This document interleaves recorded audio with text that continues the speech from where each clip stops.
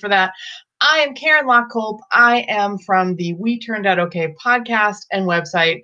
And we are right now, I'm doing a video, just a quick training here on part 4 of my How to Have Great Weeknights with Your Kids series. This is actually a 5-part series, so the last part is going to be next week, and I will not have the same kind of technical issues then. At least I really, really hope not, because I hate that.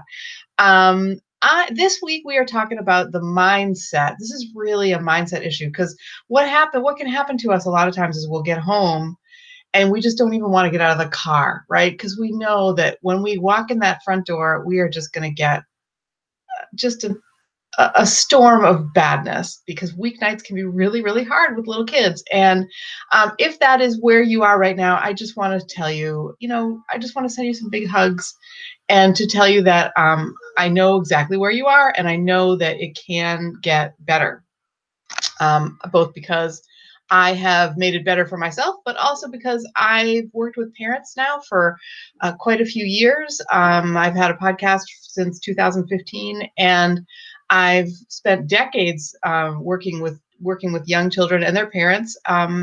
And I have a bachelor's degree in human development and a master's degree in early childhood education. So lots and lots and lots of years, decades of experience to help you right now, help you have better weeknights with your kids.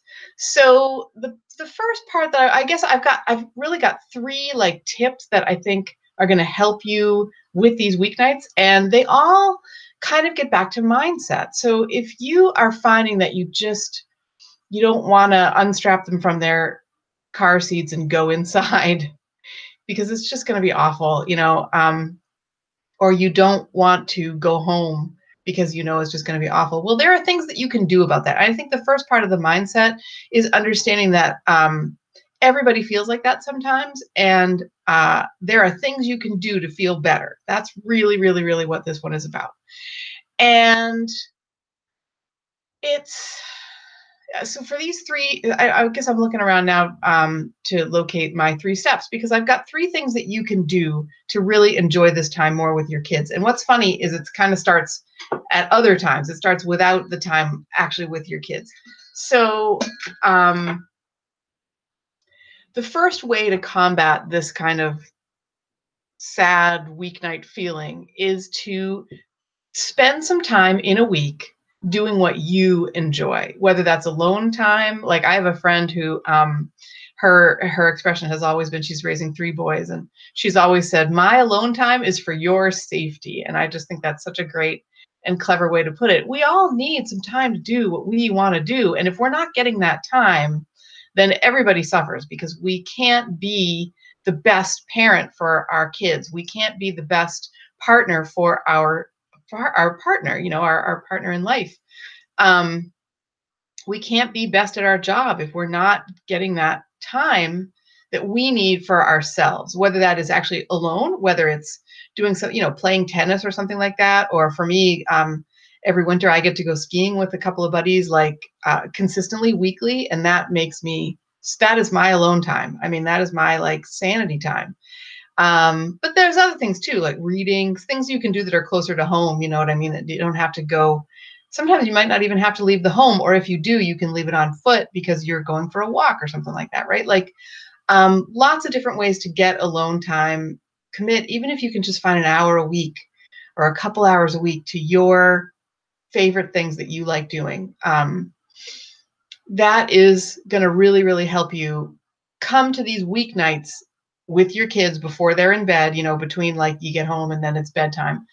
Come to them with a little bit better frame of mind, right? So that's number 1. Number 2 is, when you are in these weeknights, to be present, mentally present, not just physically present, but mentally present. I don't really love this term. I feel like it's very overused, but in here, I think it really, really fits with, and that is to be mindful, to kind of cultivate mindfulness.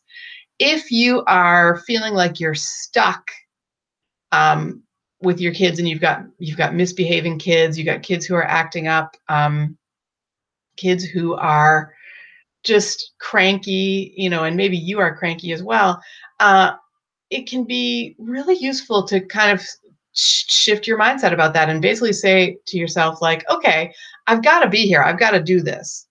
Like, how can I make it enjoyable? And the best way that we find that helps not just you but everybody is to be present in that moment, and to if it's time for outside time, or if you're having a snack, or if you are getting dinner ready, to try and do it while actually being mentally present and concentrating on the people around you, basically saying, okay, I'm going to put off thinking about work, answering emails, talking on the phone as much as possible, uh, for another time when the kids are in bed, or when you are not directly with them, because this time the best way to make the most of it and to enjoy it is to really just surrender and basically say, okay, I'm physically present.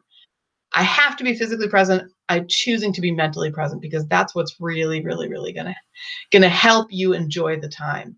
Again, it's a mindset shift, and it's something that may sound unappealing, but if you give it a try, it works. It really, really works. So that's number 2. And number 3 is, and again, this is not something probably that you're going to be able to do during these weeknights with your kids until they're in bed. But number 3 is to get good sleep, to get at least 7-8 hours of sleep a night.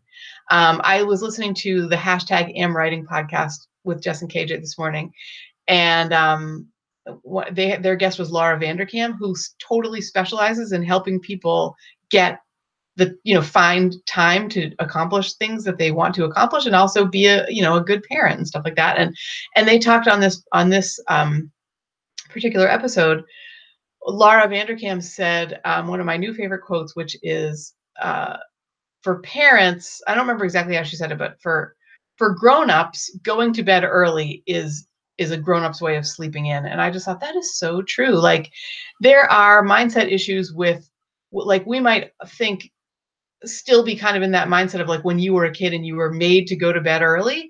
But if you can get around that and just be like, okay, so going to bed early is like sleeping in. Like, I can't sleep in on that end, but I can sleep in on this end. And I mean, I'm now in bed like I'm getting ready for bed by 9. I'm in bed usually 9:30, 10 o'clock, and then I can spend half an hour reading. I can have a cup of tea in bed and like just have a good nighttime routine, because it just made so much sense to me that it was like sleeping in.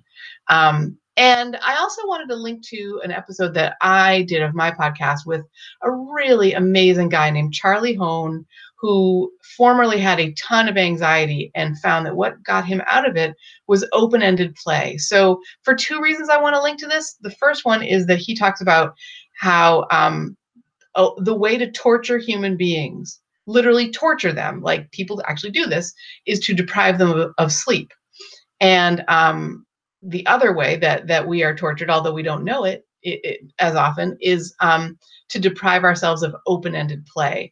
And being mindful, a lot of times that means being open to open-ended play, like just playing with our kids and stuff like that. So a couple of reasons I wanted to link to that episode. But when I'm thinking about sleep, this third one, it's so, like, your whole mindset changes when you get a good night's sleep versus when you don't, right? And if you're only getting 3 or 4 hours of sleep a night, first of all, I want to send you sincere hugs. I have had those nights. One of the toughest thing for me when my kids were really young was you just never knew when they were going to wake up, and it was so stressful and so worrying. And if that's where you are right now, I'm giving you big, big hugs. I'm telling you, first of all, you will get through this. You'll come out the other end, and the choices that you make now are going to influence the time that you can enjoy or not enjoy while your kids are young. So think about these 3 mindset steps that you can take. Getting good sleep. I did manage to get good sleep, even though I didn't know when they would be waking up, and I didn't know when they were going to jump into my bed and all that kind of stuff. You can too. If I did it, so can you, I promise. Getting good sleep, spending time doing what you enjoy, in a week, just even a couple hours a week can really, really change your mindset.